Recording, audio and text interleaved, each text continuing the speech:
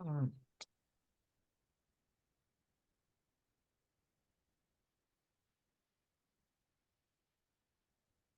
All right, so it's 9 o'clock. Should we hmm start now? Well, I started recording, and you and Martha can go ahead and start. All right, then I will start. Okay. Yeah, good morning. Good morning, everyone, and welcome to today's virtual workshop, Accounting Basics for Small Business. My name is Brenda Zhang. I'm a New York State CPA and also a registered business advisor at SBDC. So the SBDC Stony Brook is one of the 20 branches of the New York State SBDC. We provide free and confidential consulting services to local small businesses, along with educational workshops on various business topics. So if you're not a SBDC client yet, we encourage you to visit our website to register and schedule appointment with us. The registration link, if you go to our website and click contact us, you can register online just by clicking schedule an online appointment. So in addition to live workshops like this one, we also offer recorded sessions from previous workshops. You can find a full list of this recording under workshop and workshop videos. It's all listed here. So by the end of today's presentation, please take a moment to complete the survey. Your feedback is very important and will help us to pick right topics to cover in the future workshops.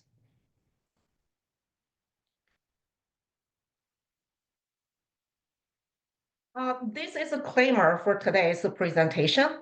The information we're going to share is intended to provide a general guidance. Our goal is to help small business owners get a basic understanding about the accounting process and learn how to use a financial statement for effective business management. If you feel confused at any point during the presentation, just type your questions in the Zoom chat and we'll address them during the Q&A session. Additionally, you're very welcome to schedule a one-on-one appointment with a SBDC advisor to discuss any specific accounting concerns you have. So now let's start.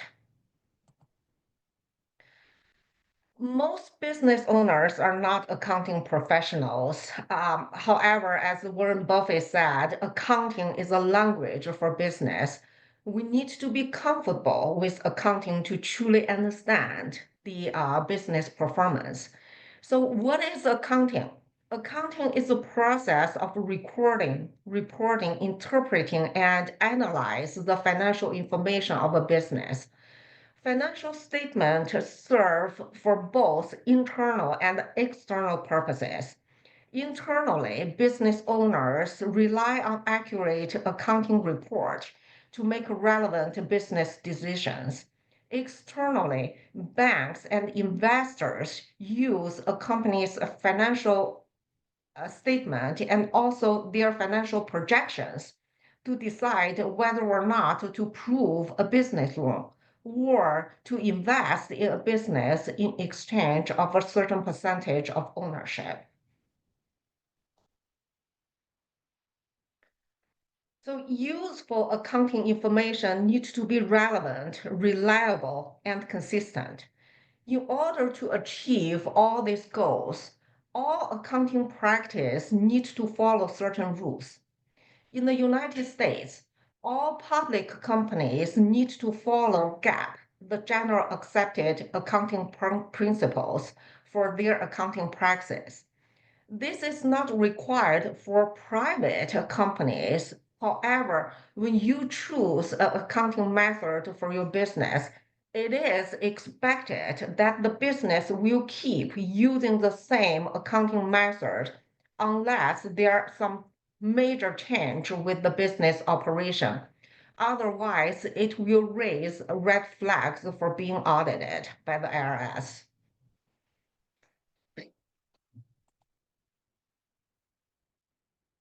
People sometimes confuse with bookkeeper and accountant because these terms sound similar. However, they cover different aspects of the overall accounting process. So just keep it simple. Bookkeeping involves recording and categorizing financial transactions, and accounting focus on analyzing and reporting financial data. So with all the more modern accounting softwares, this process are much more efficient compared with the traditional pencil and paper time. So right now, you with the accounting software, even a bookkeeper can just simply generate financial reports with just a few clicks. So in today's workshop, we'll focus on the bookkeeping process and also provide guidance on how to interpret a financial statement effectively.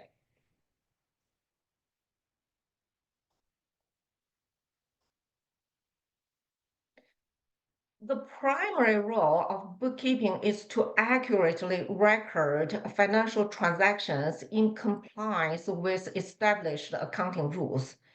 This may not sound exciting, however, it is essential. Proper bookkeeping allows business to track their financial information in order to make effective decisions on the business operation. The bookkeeping process typically involves seven key steps as listed here. So these are the foundations. I'm sorry. These are the foundations for create accurate and reliable financial statements. So now let's explore each of the steps in detail. The first step in bookkeeping is to separate your business and personal finance to ensure they stay distinct. So this separation is essential for maintain a clear record of your business earnings and accurate determining the taxes you may owe to the government as required by the IRS. If your business structure is a corporation, opening a separate bank account is mandatory.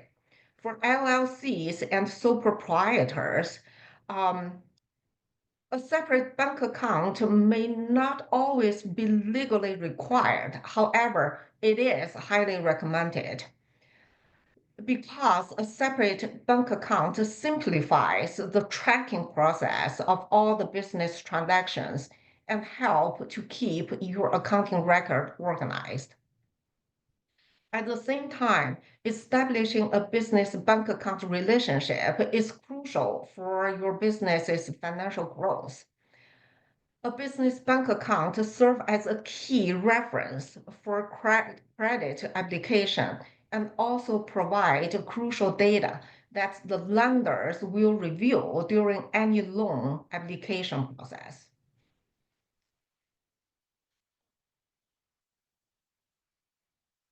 The second step in bookkeeping is to choose between the single entry or the double entry bookkeeping method. Single entry bookkeeping is similar to maintaining a checkbook, where we simply record transactions as they occur. So this method is typically suitable for sole proprietors with very straightforward operations. There's no inventory, no employees, and no plans to apply for business loans. For more complex business, the double entry bookkeeping is a better choice. This method tracks both the source and the destination of your money, and each financial transaction is recorded with two corresponding entries, a debit and a credit. and the dollar amount for the debit always equal to the corresponding credit. Let's just make an example. So if you purchase office furniture for $1,500, right?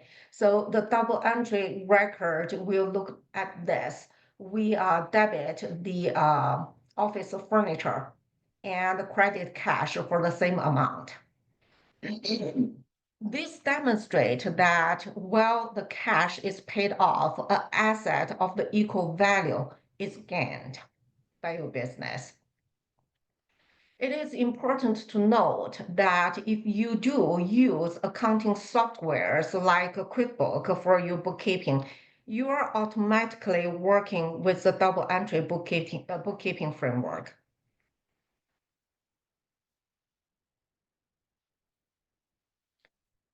The third step of bookkeeping is to choose to use either a cash-based or accounting-basis accounting method. With the cash-based method, the sales revenue is recorded when you receive cash payment from your customers, and expense is recorded when cash is paid out to your suppliers or to your employees. With the accrual basis accounting method, the revenue is recorded when earned, not necessarily received, and the expense is recorded when incurred, but not necessarily paid.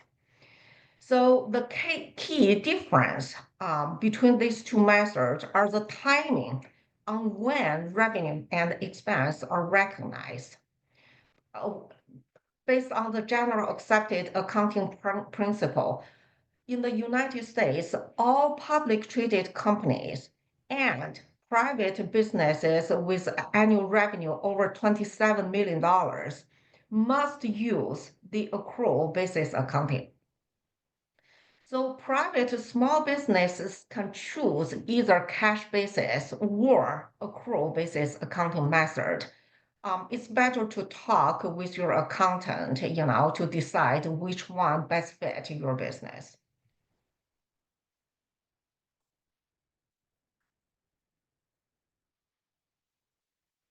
So these are the pros and cons of the cash basis accounting. It is simple and easy to use, but it comes with very notable limitations. It doesn't count for your customers' unpaid liabilities to your business or your company's outstanding obligation to others.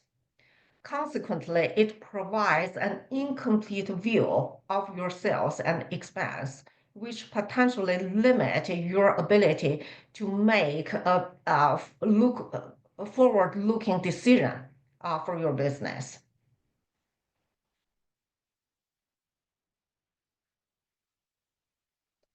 The accrual basis accounting provides a more accurate picture of a company's financial health by recognizing revenue when it's earned and expense when they are incurred.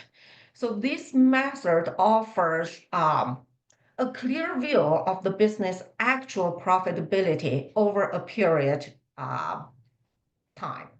Um, so it gives you a whole picture of the business to help you to make effective financial planning uh, decisions.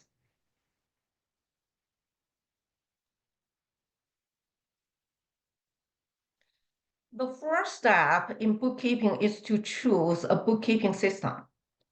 You definitely can manually manage your record by using a tools like Excel file.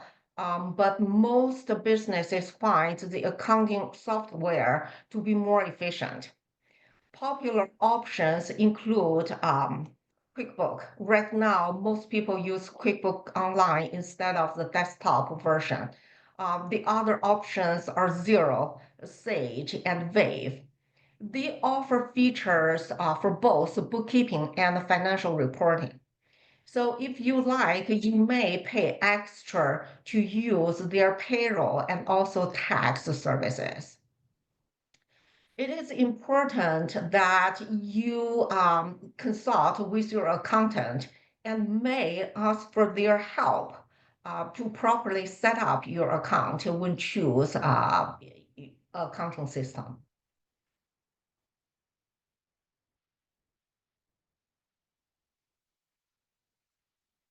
So all the previous steps focus on preparation, and the routine monthly bookkeeping began with gathering the source documents. These are the original record with transaction details, such as invoice, receipts, or the business loan statement. These documents should include the date, the buyer or the seller details, transaction amount, and also the product or the service you provide. This information is essential for recording your transactions accurately. So with all the technology we have right now, most people do not keep all the physical copies of these documents. Instead, we can save the digital version on hard drive or just put them to the cloud-based online document storage. So while these source documents are not required when we file for tax return, they must be retained in case of IRS audit. The general rule right now is to keep all these records for 3 years from the date the original tax returns are filed. However, certain exceptions may apply, and IRS audit can go back to 6 years or longer.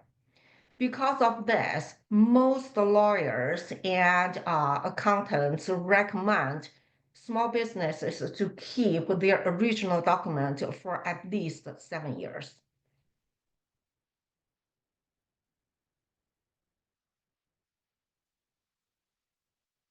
The core of bookkeeping is to recognize each transaction based on their business purpose.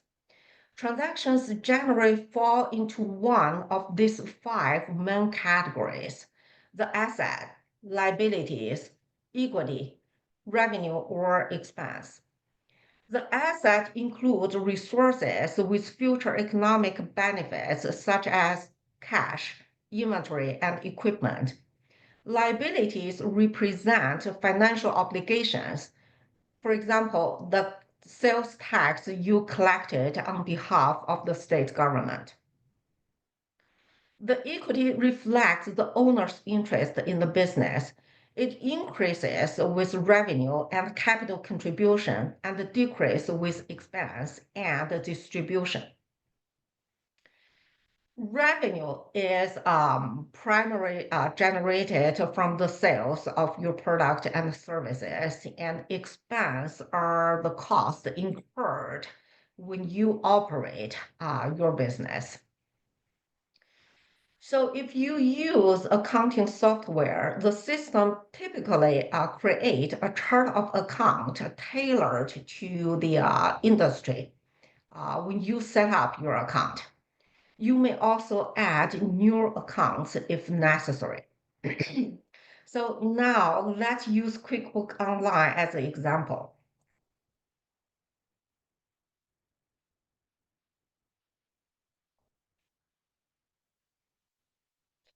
So the chart of account is listed under transactions.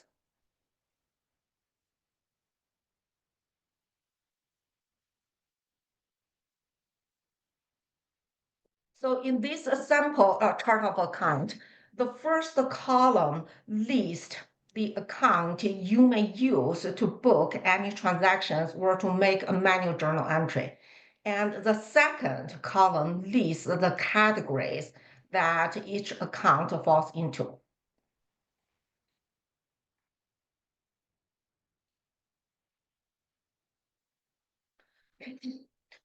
A good bookkeeper not only classify transactions, but also perform reconciliations to ensure all transactions are properly recorded.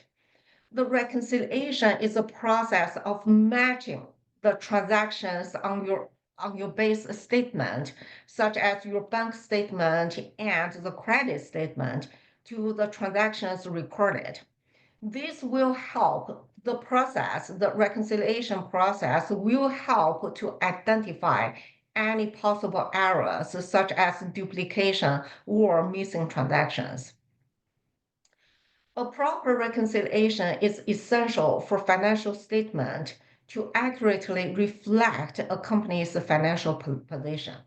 It can be done manually or through accounting software, which streamlines the process and reduce the risk of any discrepancies.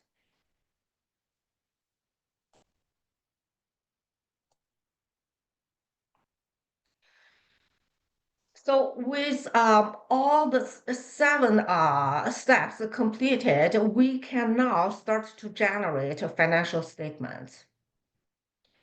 The three primary financial statements are the balance sheet, the income statement, and the cash flow statement. The balance sheet, also called the statement of financial position, it reports a company's asset, liability, and shareholders' equity. It provides a snapshot of a company's financial position at a specific point of time and summarizes every transaction since the business is established. The income statement, also called the profit and loss statement, details revenue and expense over a specific period of time, showing the company's profitability during this time range. The cash flow statement tracks cash inflow and outflow from your business bank account. It can be down into three categories: the operating activity, financing activity, and also the investment activity. This statement illustrates how transactions recorded in your balance sheet and income statement impact the company's cash position.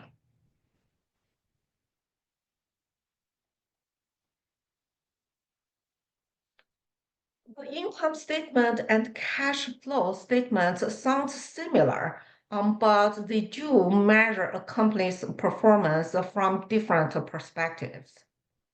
The income statement evaluates profitability, and the cash flow statement assesses the solvency of your business, which is the company's ability to meet its financial obligations.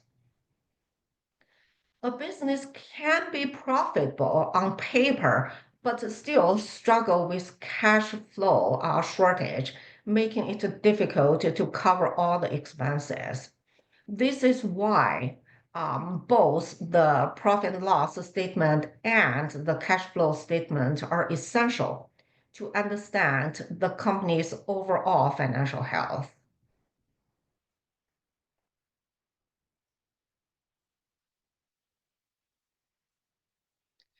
So the goal of healthy business is to be profitable and also maintain enough cash flow to cover all the expenses and the liabilities. So now let's go through each of these financial statements to under how to read and interpret the data they provide.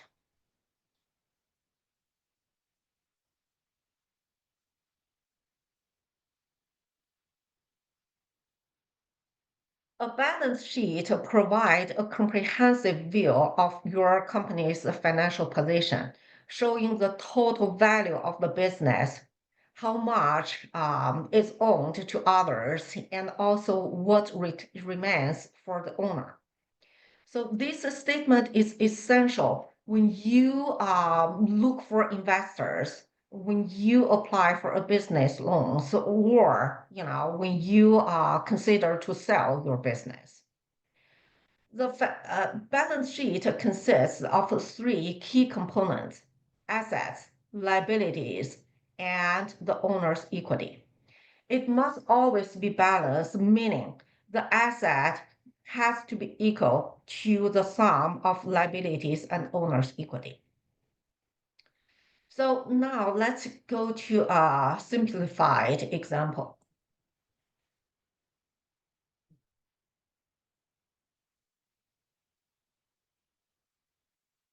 All right, so in this example,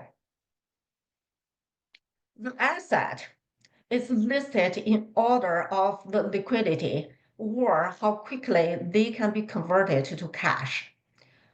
Cash account is always appears the first, followed by other current assets such as the accounts receivable and inventory.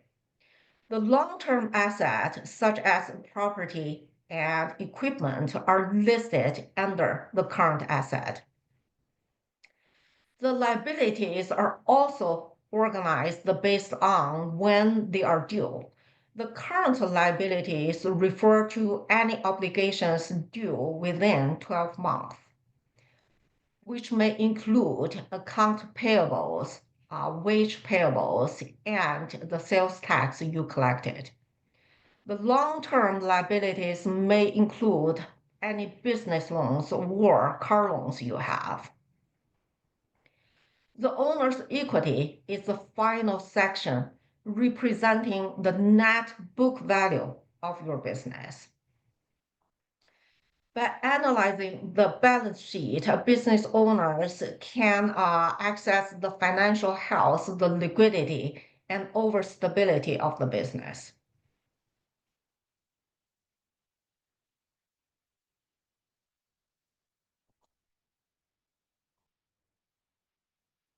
So another major financial statement is the income statement. Um, right now, this is a simplified flow of the income statement. Revenue subtract the cost of goods sold equals the gross profit, and also subtract any other business expense to reach the operating income. There might be some other expenses related to the business, such as miscellaneous interest income or interest expense, and any depreciation of your assets to reach the net income. So the primary purpose of the income statement is to show the profit or loss generated during a period of time. Additionally, it highlights the key metrics such as the gross margin or operation margin, which help identify any potential issues or to optimize the business operation. So again, let's go to an example. So when we look at a balance, the income statement, first of all, we noticed the income statement is always for a period of time. In this case, it's from January 1st to December 31st of 2024. So the revenue is the total sales of product or service within a given period. The cost of goods sold represent the direct expense associated with producing or delivering your product or services. The gross profit calculated by revenue subtract the cost of goods sold. This represents the earning before counting any other business expense. The operating expense, also known as SG&A, selling, general, and administration expense. It may include costs such as administration salaries, office renting, and also the marketing cost. The net operating expense result from subtract the operating expense from the gross profit. showing the company's profitability from its core operation. The other income or expense are the miscellaneous activities such as the interest income or any possible bank charge. After subtract all this related expense from your revenue, we will get the net income of this business. And this is the final profit we recognize, and it will serve as the basis for any tax calculation. So by analyzing the income statement, business owners can access the profitability, track all the related expense, and make decisions on how to improve their financial performance.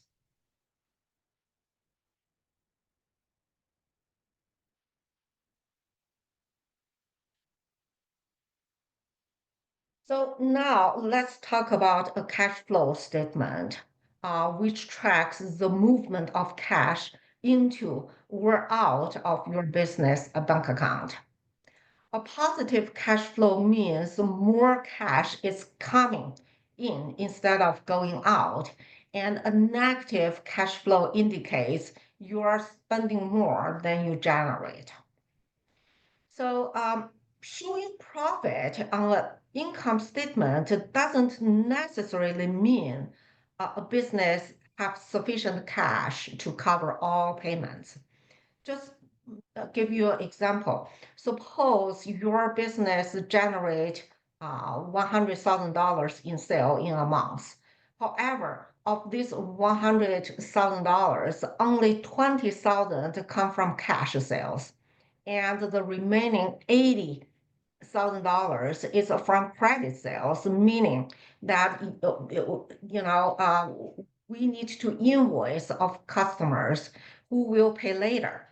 In this case, if these customers don't pay you before you need the cash to cover your own expenses, you may face a liquidity crisis, despite on the income statement there is a profit.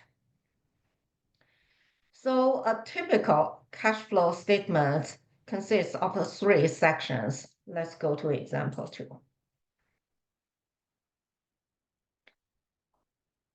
So the three sections are the operating cash flow, the financing cash flow, and also the investing cash flow. The operating cash flow are the cash activities related to daily business operations, such as cash received from business and payment for expenses. Financing section list all the cash movement related to raising capitals.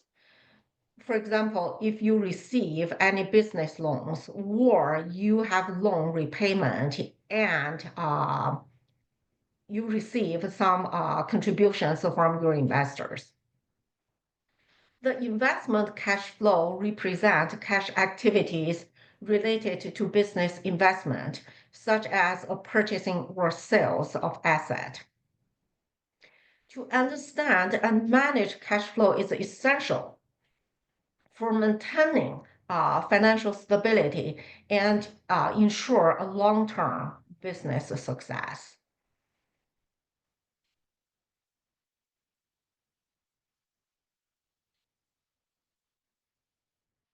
So all three financial statements we discussed are equally important. And analyzing them together will provide us with a complete picture of a business's financial position. The statements do have some limitations, though. One major limitation is that the financial transactions are recorded at historical cost rather than the current market value. For example, if you purchase a property for your business, it will appear on the balance sheet at its original purchase price, minus any depreciations over time. However, if the property market value increase significantly, the appreciation won't be reflected until the asset is sold. Because of this limitation, it's important to work with a business advisor or accountant to make significant financial decisions.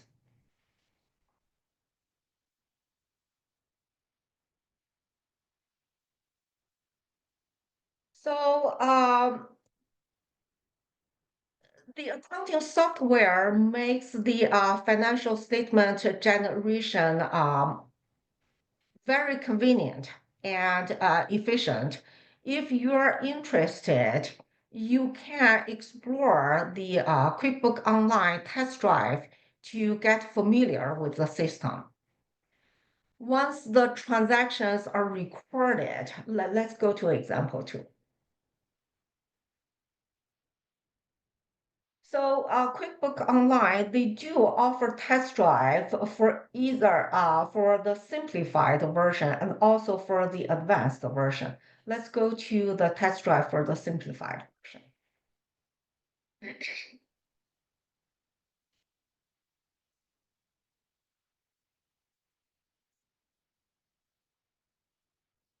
So after you use the QuickBook Online for bookkeeping, and you can generate all the reports we discussed very conveniently. Just go to reports.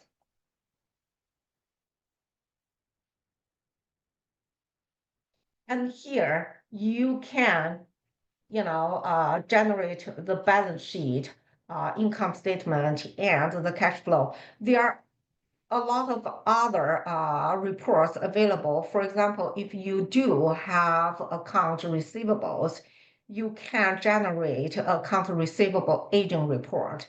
So you can follow up with the payment process of all your customers. So this is a typical balance sheet we can generate it from the QuickBook Online. So you may customize the report to meet your needs. On this report, if you click any of the summary for each account,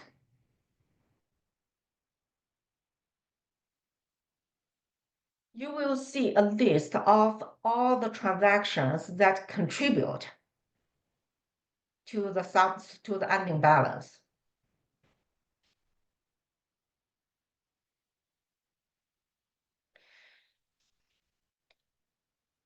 So QuickBook, let's go back here. Yeah, so QuickBook offers various plans tailored to different custom business size and functions. You may also consider options such as Wave Financial.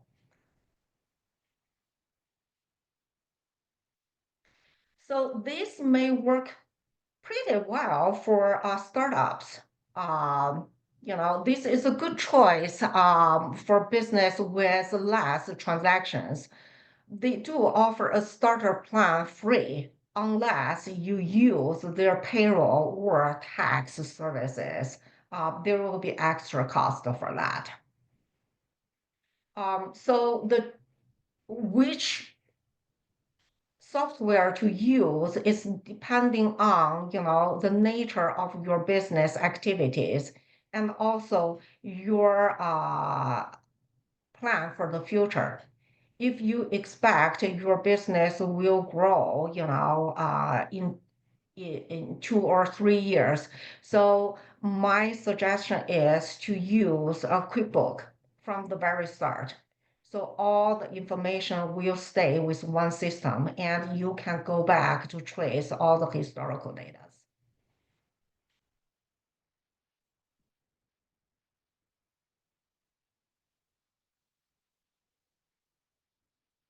So again, our discussion today only covers the general accounting concept. If you have any specific questions about your business accounting process, just give us a call and we definitely can schedule one-on-one appointments to discuss. Um, that's all. Thank you very much. Do we have any questions? Oh, we certainly do. Okay. Let's see. Let's go back over to the chat.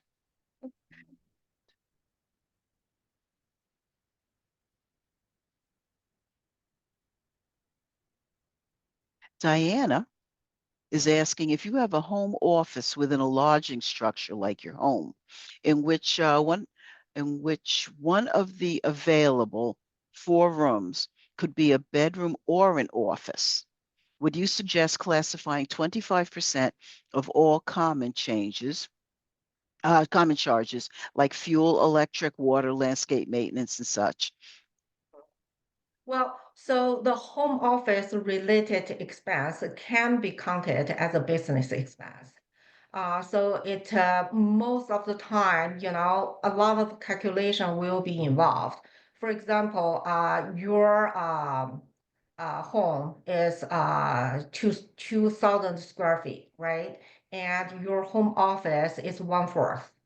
And one fourth of all the related expenses can be counted as a home office expense and deducted from your business revenue. Yes. And Michelle asks, in her husband's construction company, he doesn't have direct employees. However, sometimes there are men who help with renovation projects. He has paid them cash on some occasion, and she's encouraging him to use checks as a better paper trail. Can he still count cash payments to the men who work at times as a viable expense when they prepare for taxes? Well, even if you pay back cash, this is still a cash outflow from your business bank account. So theoretically, it should to be recorded in your accounting process. So regarding the labors a small business use, if you go to the IRS website, they have clear definition of employees and independent contractors. So, for example, if you hire someone to manage your social media account, right? So they just need to deliver the result. You do not tell them when and where they work on this. In this case, this person can be counted as an independent contractor. So for independent contractors, by the end of the year, you as the business owner issue 1099 report instead of W-2. So the policy right now is if you pay any independent contractor for over $600 accumulatively for the year, you need to issue the 1099 report. So one 1099 will go to your independent contractor and a copy needs to be filed with IRS.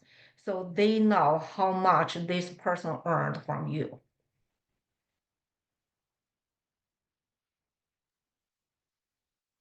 And Nick has a question. He recently hired an accountant. What's the advantage of using QuickBooks if he's paying him to handle his service, or would you suggest both? First of all, it's up to you. In the past, the QuickBooks has two different versions, the QuickBook Desktop and QuickBook Online, right? So the benefit of the QuickBook Online is everything is storage on the cloud. So from your QuickBook Online account, you can grant access to your accountant to remotely access your account. So this will save a lot of time on both your side and the accountant side. And depending on what service you will need from your accountant, it really depends. The accountant can definitely take over some bookkeeping work. As we discussed, there's some difference between bookkeeping and accounting. Your accountant definitely can take over, the bookkeeping and the reconciliation process. For small businesses, I don't think it's necessary to reconcile each month, but it's better to reconcile every quarter. So you can have the updated financial reports to help you to make the decisions on, what should be adjusted, what are the expenses that can be cut, and how to improve the performance. Did I answer your question?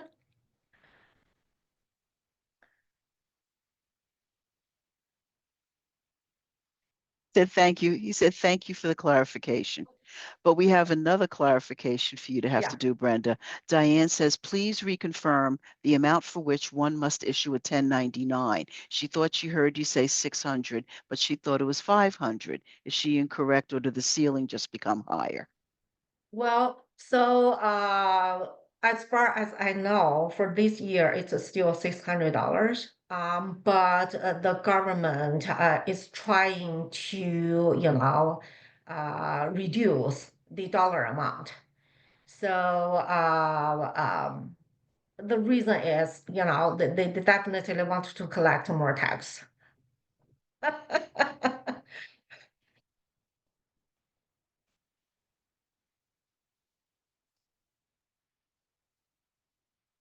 Are there any other questions? Well, don't forget, at the end of this workshop, as I said in the chat, at the end of this workshop, there's going to be a survey.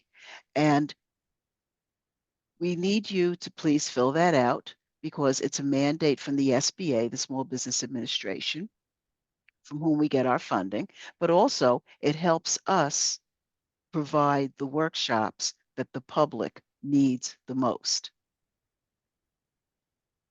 And if you'd like to make an appointment with a business advisor, if you are not already a client, we, as Brenda said in the beginning, we offer one-to-one free business counseling.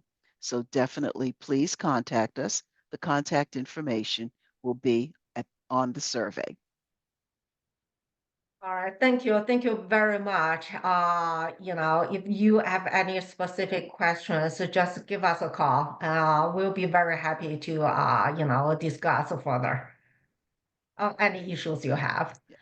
Thank you. And to answer everyone's questions, yes, within 7 to 10 business days, the recording of this workshop will be on our website, which is also at the end of the survey, our link. Thank you. Take care. All right. Thank you. Thank you very much. And have a great day, everyone.